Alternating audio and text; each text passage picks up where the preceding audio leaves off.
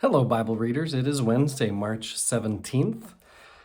We're reading from Micah, chapters 1 through 7, the whole thing, and 2 Corinthians chapter 8, just verses 1 through 24. I'm going to start with Micah. Micah is an 8th century prophet from Judea, that is the southern of the two kingdoms. He is the 6th of 12 what they call minor prophets. Isaiah, Jeremiah, these would be major prophets, and then you've got all the minor prophets kind of in order. Three big lines from Micah that many of us would be familiar with. Number one, there will be a time of peace when nations beat their swords into plowshares. That's a common, we'll even hear officials in government refer to that phrase. Number two, a prophecy about a new ruler coming from Bethlehem. Christians obviously read that as predictive, really, although most prophecies are not meant to be predictive. This one is read that way oftentimes. And then number three, Micah might be most famously known for, what does the Lord require of us but to do justice, love kindness, and walk humbly with our God?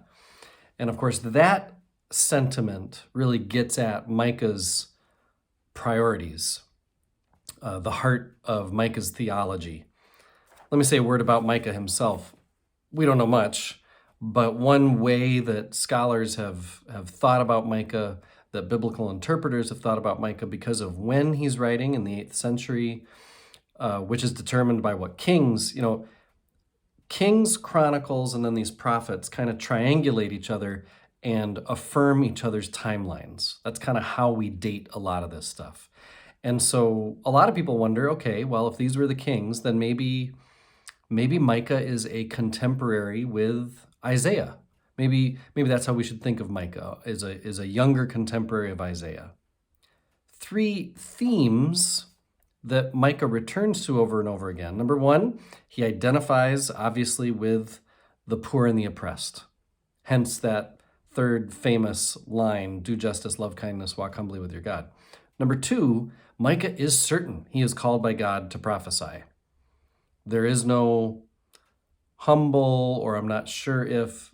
Micah is certain. And number three, he is mad at the Judean leaders who are responsible for the impending doom that is coming to Judah. A century later, just to speak to Micah's influence, a century later, Jeremiah quotes Micah, refers to how the king in Micah's day responds to Micah. Jeremiah does this in an effort to get his own king to listen to him, Jeremiah. A very brief outline, you've got chapters 1 to 3. Basically, Micah is saying, terrible days are coming, and for good reason. And then chapters 4 and 5, hope, though, will prevail. And chapters 6 and 7 are about going from judgment to hope. Again, like many prophets, you've got these themes of judgment and hope. 2 Corinthians, we arrive here in chapter 8 at one of the primary reasons that Paul writes what we call 2 Corinthians, this collection for the poor in Jerusalem. There's consistency here in 2 Corinthians with what Paul tells the Galatians about how to make the collection, what it's for, what it's about. It ties, much like the Old Testament books I was talking about, 2 Kings, 2 Chronicles, and prophets kind of affirm each other's timelines. That's kind of what Galatians and Corinthians do for each other as well.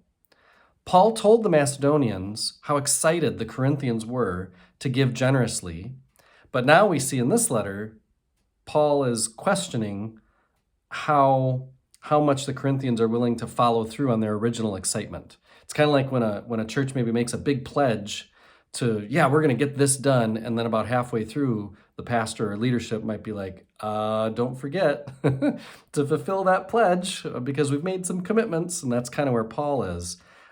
And a few major ideas here that Paul kind of nods to in trying to get them to keep their commitment. Number one, grace by God, we're called to pass it on. Number two, finish what you started.